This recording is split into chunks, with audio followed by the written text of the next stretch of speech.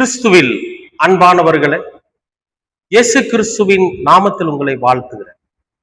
இன்றைய அனுதின உணவிற்காக கர்த்தர் நமக்கு கொடுக்கிற வார்த்தை நீதிமொழிகள் 15ஆம் அதிகாரம் 8வது வசனம். துன்மார்க்கருடைய பழி கர்த்தருக்கு அருவருப்பானது, செம்மையானவர்களின் ஜெபமோ அவருக்கு பிரியம். அன்பானவர்களே, ஜெபம் அவருக்கு போதும். செம்மையானவர்களுடைய ஜெபம் அவருக்கு ரொம்ப பிரியமானது. கர்த்தருக்கு எது பிரியம் அப்படிங்கிறது தெரியுதுங்களா? துன்மார்க்கருடைய பழி கர்த்தருக்கு அருவருப்பானது.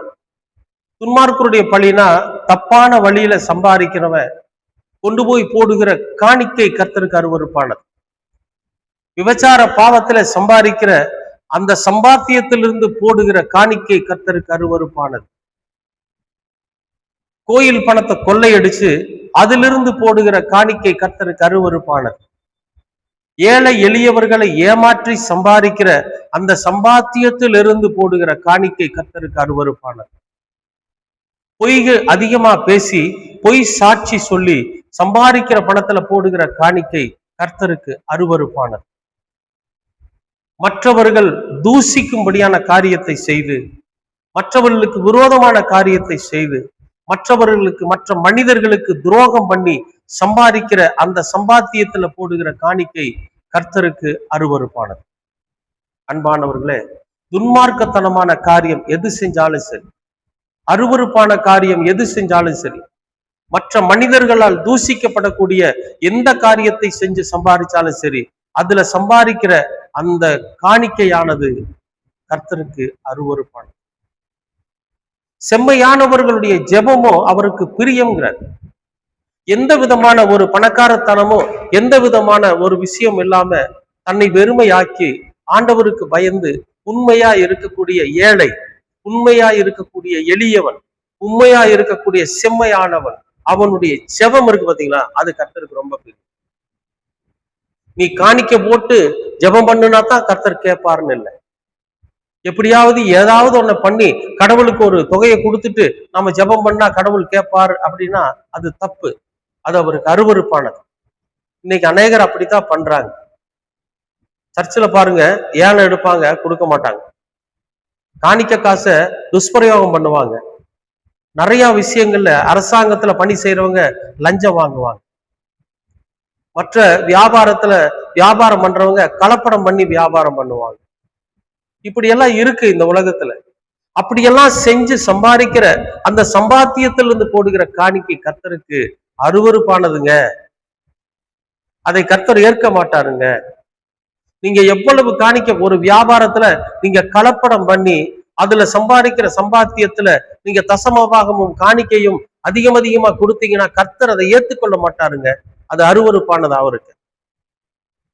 அரசாங்க பணியில வேலை செய்யறவங்க லஞ்சம் வாங்கி அந்த லஞ்ச பணத்துல கர்த்தருக்கான காரியத்தை நீங்க செய்யறீங்கன்னா அது அருவருப்பானதுங்க. அவர் விரும்பப்பட்டார். அப்ப அவர் எதைத்தான் விரும்புறாருன்னா, எந்த விதமான தப்பு தவறும் இல்லாம எளிமையா, தாழ்மையா, சிறுமையா இருக்கிறவனுடைய ஜெபம் இருக்கு பாத்தீங்களா, அதுல இருக்கக்கூடிய உண்மை அவருக்கு பிரியம். அதில் இருக்கக்கூடிய தாழ்மை அவருக்கு பிரியம். அதில் இருக்கக்கூடிய உழைப்பு அவருக்கு பிரியம். ஆண்டவருக்கு என்னால எதுவும் கொடுக்க முடியலையே அப்படிங்கிற அந்த வருத்தம் இருக்கு பாத்தீங்களா, அது அவருக்கு பிரியமானது. அன்பானவர்களே, நாம நம்முடைய வாழ்க்கையில கர்த்தருக்கு என்று கொடுக்கிற போது எந்த விதமான தப்பும் தவறும் இல்லாம உண்மையா, எளிமையா, அன்போடு, பயத்தோடு அவருக்கு நாம கொடுக்கிறோம்னு வைங்களேன், அது அவருக்கு பிரியம். நாம நம்முடைய சூழ்நிலை சொல்லி ஏறெடுக்கிற ஒவ்வொரு ஜெபமும் அவருடைய செவிகளுக்கு எட்டும். நீங்க விசுவாசிக்கிறீங்களா? கர்த்தரோட சமூகத்துல உட்கார்ந்து உங்களுடைய உண்மை நிலையை சொல்லி பாருங்க. அந்த நிலையை கர்த்தர் அறிந்திருப்பார். அந்த ஜெபத்தை கர்த்தர் கேட்பார். அதற்கான பதிலை கர்த்தர் உங்களுக்கு கொடுப்பார். அதுல மாற்றமே இல்லை.